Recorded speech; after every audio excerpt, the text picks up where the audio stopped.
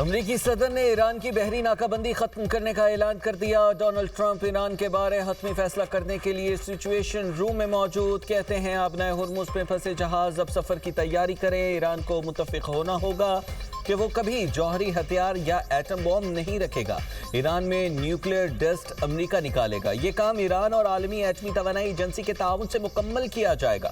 یہ مواد بعد میں تباہ کر دیا جائے گا۔ آبنائے ہرمز کو فوری کھولنا ہوگا۔ کسی قسم کا ٹول ٹیکس نہیں ہوگا۔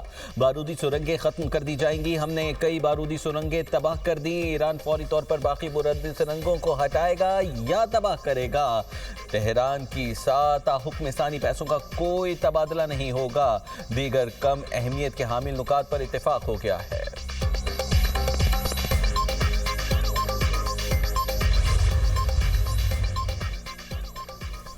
ایران اور امریکہ کے درمیان ابھی تک کوئی معاہدہ طے نہیں پایا۔ ایرانی مذاکراتی ٹیم اور وزارت خارجہ کے ترجمان اسماعیل بقائی کہتے ہیں آبنائے ہرمز کے انتظام کا تعین ایران اور عمان کو کرنا چاہیے۔ جوہری مسائل یا آبنائے ہرمز کے انتظام کا معاملہ مذاکرات کا حصہ نہیں۔ ایران کی فارس نیوز ایجنسی نے ذرائع کے حوالے سے دعویٰ کیا ہے کہ امریکی صدر کا بیان سچ اور جھوٹ کا مجموعہ ہے۔ امریکہ کے ساتھ ممکنہ معاہدہ توثیق کے آخری مراحل میں ہے، تاہم اس پر ابھی حتمی فیصلہ نہیں کیا گیا۔ رپورٹ میں کہا گیا ہے کہ ایران نے واضح کیا ہے کہ وہ آبنائے ہرمز کو اپنی طے شدہ شرائط کے مطابق کھولے گا۔ ممکنہ معاہدے میں آبنائے ہرمز میں ٹول ٹیکس کا معاملہ شامل نہیں۔ آبنائے ہرمز کھولنے کے اس ایرانی منصوبے میں جہازوں کی نگرانی اور تلاشی خدمات کی فراہمی اور سیکیورٹی اقدامات شامل ہو سکتے ہیں۔ مفاہمتی یادداشت میں ایران کے جوہری مواد کو تباہ کرنے سے متعلق کوئی شق شامل نہیں۔ ایم او یو میں ایران کے منجمد اثاثوں میں سے $12 ارب کی فوری ادائیگی اور لبنان میں حزب اللہ کے موقف کے مطابق مکمل جنگ بندی بھی شامل ہے۔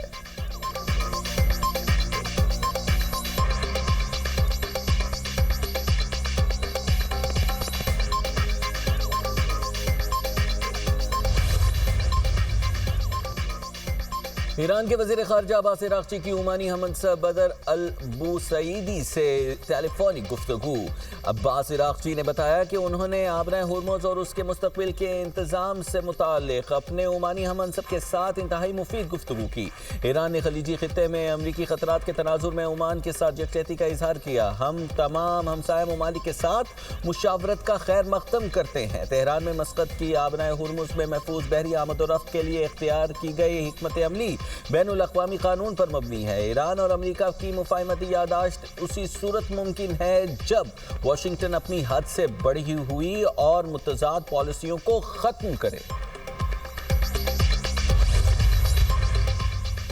امریکی وزیر خارجہ کا امن کے فروغ کے لیے پاکستان سے اظہار تشکر۔ مارکو روبیو سے نائب وزیر اعظم اسحاق ڈار کی واشنگٹن میں ملاقات۔ امریکہ ایران مذاکرات اور دو طرفہ امور پر تبادلہ خیال۔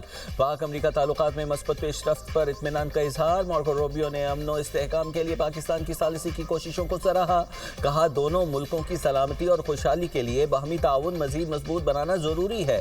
ہم نے ایک بامعنی شراکت داری کو مزید مستحکم کرنے کی اہمیت پر زور دیا۔ فریقین کا تجارت اور سرمایہ کاری سمیت باہمی دلچسپی کے دیگر شعبوں میں تعاون مزید مضبوط بنانے پر اتفاق۔ سیکیورٹی اور انسداد دہشت گردی میں شراکت داری کو مزید آگے بڑھانے کا بھی فیصلہ۔ نائب وزیر اعظم اسحاق ڈار کی نیوز کانفرنس کہتے ہیں پاکستان امن کا معمار ملک ہے۔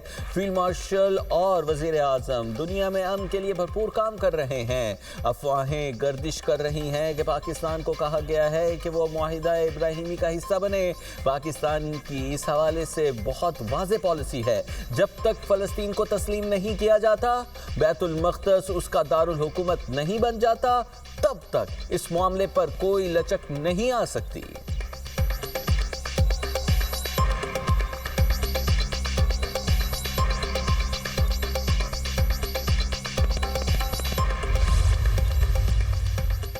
ایران رعایت مذاکرات سے نہیں بلکہ میزائلوں کے ذریعے حاصل کرتا ہے۔ مذاکرات میں امریکی قیادت کو یہی بات سمجھائی جاتی ہے۔ ایران کے اعلیٰ مذاکرات کار اور سپیکر واقر قالیباف کا کہنا ہے کہ امریکہ کی ضمانتوں پر اعتبار ہے، نہ الفاظ پر۔ تہران صرف عملی اقدامات پر یقین رکھتا ہے۔ دوسرے فریق کے اقدام سے پہلے ہم کوئی قدم نہیں اٹھائیں گے۔ کسی بھی معاہدے میں اصل فاتح وہ ہوتا ہے جو اگلے دن جنگ کے لیے زیادہ بہتر طور پر تیار ہو۔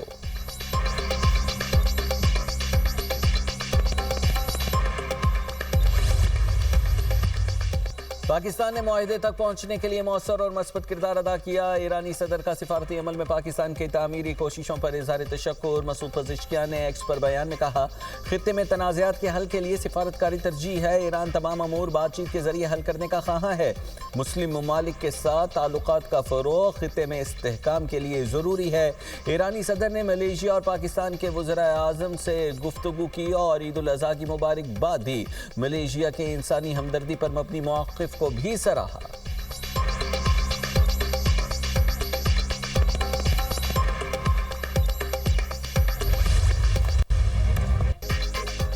حکومت کا عوام کو ریلیف. پیٹرول اور ہائی سپیڈ ڈیزل کی قیمت میں 22 روپے فی لیٹر کمی کر دی. پیٹرول کی نئی قیمت 381 روپے 78 پیسے فی لیٹر کر دی گئی.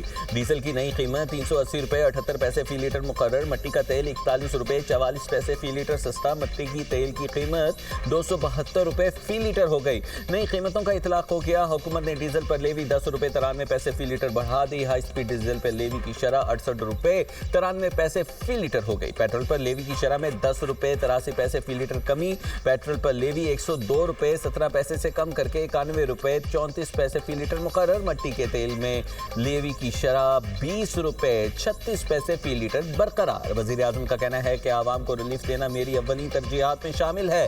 پاکستان منی مزدا گڈز ٹرانسپورٹ ایسوسی ایشن نے کرایوں میں 5% کی کمی کر دی.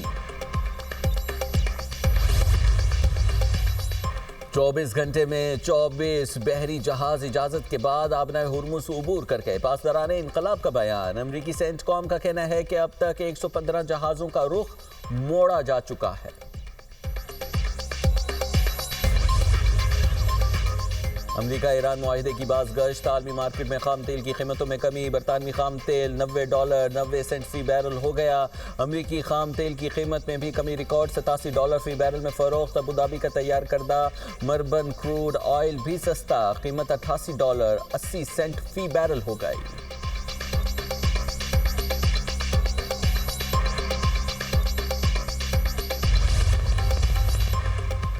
جنوبی لیبنان میں اسرائیل کا فضائی حملہ. بچوں سمیت 4 افراد شہید. صہیونی فورسز نے پیش قدمی کرتے ہوئے دریائے لتانی عبور کر لیا. دریائے لتانی اسرائیل اور لبنان کی سرحد سے تقریباً 30 کلومیٹر شمال میں واقع ہے. حزب اللہ کا اسرائیل کے 3 ٹینکوں کو ڈرون سے نشانہ بنانے کا دعویٰ.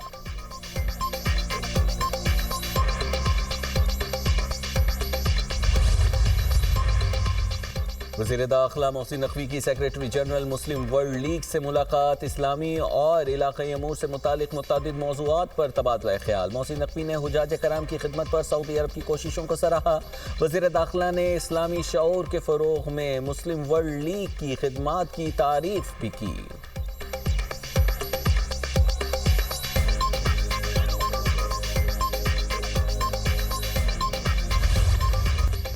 قومی اسمبلی کا بجٹ اجلاس 5 جون کو طلب. صدر مملکت آصف علی زرداری نے قومی اسمبلی کا اجلاس شام 5 بجے اور سینٹ کا اجلاس 6 بجے طلب کرنے کی منظوری دے دی. وفاقی حکومت کی سالانہ پلان کوآرڈینیشن کمیٹی کا اجلاس 1 جون کو ہوگا. وزیر منصوبہ بندی احسن اقبال صدارت کریں گے. آئندہ مالی سال کے لیے پبلک سیکٹر ڈیولپمنٹ پروگرام کا جائزہ بھی لیا جائے گا.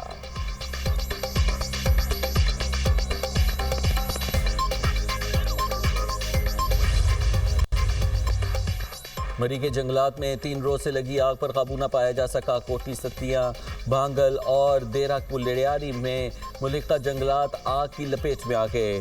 لہتارا فارسٹ ریسٹ ہاؤس کے قریبی علاقوں میں بھی جنگلات آگ سے متاثر. جنگلات میں لگی آگ کے باعث قیمتی درخت اور جنگلی حیات کو شدید نقصان پہنچا.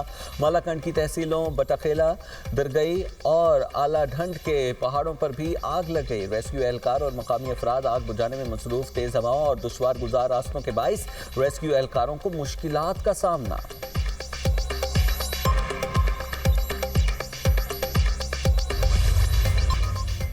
کراچی پورٹ کے قریب 2 غیر ملکی بحری جہازوں کے درمیان حادثہ. کوئی جانی نقصان نہیں ہوا. وفاقی وزیر بحری امور جنید انوار چودھری نے حادثے کی رپورٹ طلب کر لی. کہتے ہیں حادثے کی وجوہات جاننے کے لیے تحقیقات جاری ہیں. کراچی پورٹ پر بحری سرگرمیاں معمول کے مطابق جاری ہیں.